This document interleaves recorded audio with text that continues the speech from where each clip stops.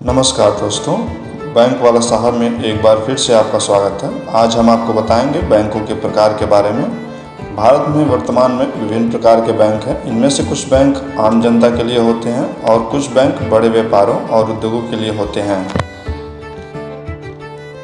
भारत में बैंकों के प्रकार को मोटे तौर पर निम्नलिखित वर्गों में वर्गीकृत किया जा सकता है।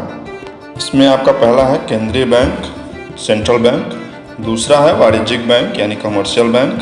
तीसरा है सहकारी बैंक यानी कि कोऑपरेटिव बैंक। चौथा है स्थानीय क्षेत्र बैंक यानी कि लोकल एरिया बैंक। पांचवा है लघु वित्तीय बैंक, स्मॉल फाइनेंस बैंक। छठा है भुगतान बैंक, पेमेंट बैंक। सातवां है विशिष्ट बैंक यानी कि स्पेशलाइज्ड बैंक। आठवां है क्षेत्रीय ग्रामीण बैंक, रीजनल रूरल बैंक, जिसे हम आरआरबी भी कहते हैं। आपके मन में कभी न कभी यह सवाल जरूर आता है कि भारत में कुल कितने बैंक हैं। तो भारत में कुल बैंकों की संख्या लगभग 221 है, जिसमें वाणिज्य बैंक, ग्रामीण बैंक, विदेशी बैंक, सार्वजनिक क्षेत्र के बैंक, लघु वित्त बैंक, भुगतान बैंक, सहकारी बैंक, राज्य सहकारी बैंक और निजी क्षेत्र के बैंक आते हैं। अब हम बैंकों के प्रकार को विस्तार रूप से जानेंगे, जिसमें से पहला है आपका केंद्रीय बैंक यानी कि सेंट्रल बैंक, जिसे हम रिजर्व बैंक के नाम से भी जानते हैं, जिसकी स्थापना 1 अप्रैल 1935 में हुई थी। और इसके पहले गवर्नर सर ओस्बोर्न स्मिथ थे और वर्तमान के गवर्नर इसके हैं शशिकांत दास। कुल इसके क्षेत्रीय कार्यालय जो हैं वो 29 हैं और इसे भारतीय रिजर्व बैंक या केंद्रीय बैंक भारत के सभी बैंकों का संचालक है। रिजर्व बैंक भारत की अर्थव्यवस्था को नियंत्रित करता है। अब हम बात करेंगे वाणिज्यिक बैंक यानी कि कॉमर्शियल बैंक के बारे में। वाणिज्यिक बैंक बैंकिंग कंपनी अधिनियम 1956 के तहत संगठित है। यह व्यावसायिक आधार पर काम करते हैं और इनका मुख्य उद्देश्य लाभ कमाना है। सार्वजनिक जमा वाणिज्यिक बैंकों के लिए धन का मुख्य स्रोत होता है और वाणिज्यिक बैंक मुख्य रूप से लाभ के आधार पर काम करते हैं और ऋण देने के उद्देश्य से जमा स्वीकार करने के व्यवसाय में लगे हुए हैं। वर्तमान में भारत में कुल 33 वाणिज्यिक बैंक हैं। वाणिज्यिक बैंकों को 3 श्रेणियों में विभाजित किया जा सकता है, जिसमें से पहला है आपका सार्वजनिक क्षेत्र के बैंक।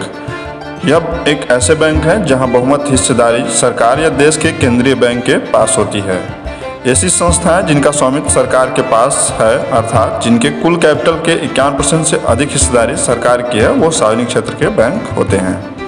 निजी क्षेत्र के बैंक यह ऐसा बैंक है जहां बहुसंख्यक हिस्सेदारी एक निजी संगठन या एक व्यक्ति या लोगों के समूह के पास होती है।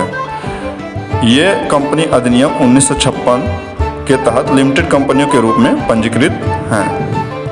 तीसरा है विदेशी बैंक। जिन बैंकों का मुख्यालय विदेश में और हमारे देश में शाखाएं होती हैं, वे इस प्रकार के बैंक के अंतर्गत आते हैं। वर्तमान में भारत में कुल 12 सार्वजनिक क्षेत्र के बैंक एवं 21 निजी क्षेत्र के बैंक हैं। अब हम बात करेंगे सहकारी बैंक यानी कि कोऑपरेटिव बैंक के बारे में। सहकारी बैंक राज्य सरकार के अधिनियम के तहत संगठित है। यह कृषि क्षेत्र एवं अन्य संबंधी गतिविधियों के लिए कम समय का ऋण उपलब्ध कराते हैं। सहकारी बैंक का मुख्य लक्ष्य ग्रामीण किसानों को ऋण प्रदान करके सामाजिक कल्याण को बढ़ावा देना है। यह मुख्य रूप से छोटे उधारदाताओं को वित्त पोषण करते हैं। सहकारी बैंक विनियमन अधिनियम 1949 और साथ साथ सहकारी समितियों के अधिनियम 1965 के तहत पंजीकृत हैं। भारत में सहकारी बैंक 3 स्तरों पर काम करते हैं: शहरी सहकारी बैंक, जिला सहकारी बैंक, प्राथमिक कृषि सहकारी समिति। स्थानीय क्षेत्र के बैंक, लोकल एरिया बैंक, ये बैंक भारत में 1996 में पेश किए गए थे। यह निजी क्षेत्र द्वारा आयोजित किए जाते हैं। स्थानीय क्षेत्र के बैंक कंपनी अधिनियम 1956 के तहत पंजीकृत हैं। वर्तमान में केवल 4 लोकल एरिया बैंक हैं, जो कि सभी दक्षिण भारत में स्थित हैं। इनका मुख्य उद्देश्य केवल स्थानीय क्षेत्रों से मुनाफा कमाना था। अगला है लघु वित्त बैंक, स्मॉल फाइनेंस बैंक। लघु वित्त बैंक कंपनी अधिनियम 2013 के तहत पंजीकृत हैं। इसे बैंकिंग विनियमन अधिनियम 1949 की धारा 22 के तहत लाइसेंस प्राप्त है। इसे स्थापित करने के लिए न्यूनतम चुकता पूंजी 200 करोड़ रुपए है।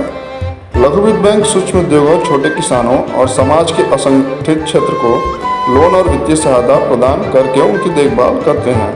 वर्तमान में भारत में कुल 12 लघु वित्तीय बैंक हैं। अब हम बात करेंगे भुगतान बैंक यानी कि पेमेंट बैंक के बारे में। भुगतान बैंक भारतीय रिजर्व बैंक द्वारा स्थापित किया गया है। भुगतान बैंक में खाता रखने वाले लोग 1 लाख तक की ही राशि अपने खाते में जमा करा सकते हैं। इस खाते के तहत लोन या क्रेडिट कार्ड के लिए आवेदन नहीं किया जा सकता है। भुगतान बैंक के माध्यम से ऑनलाइन बैंकिंग, एटीएम जारी करने और डेबिट कार्ड के विकल्प दिए जाते हैं। भुगतान बैंक ऋण, कर्ज या उधार की सेवाएं नहीं दे सकता है। भारत में अभी तक कुल 6 भुगतान बैंक हैं जो कि सरकार और निजी कंपनियों द्वारा चलाए जाते हैं। विशिष्ट बैंक, स्पेशलाइज्ड बैंक। विशिष्ट बैंक भारत में बैंकों की श्रेणी में से एक है जो एक विशेष उद्देश्य से स्थापित किए गए हैं। भारत में कई प्रकार के विशिष्ट बैंक हैं जो देश को वित्तीय रूप से विकसित करने में मदद करते हैं। इनकी अलग अलग भूमिका है। इनमें से कुछ प्रमुख बैंक हैं। पहला बैंक है भारतीय लघु उद्योग विकास बैंक, जिसे सिडबी कहा जाता है। इस बैंक की सहायता से लघु उद्योग को उनके विस्तार और विकास के लिए वित्तीय सहायता प्रदान करते हैं।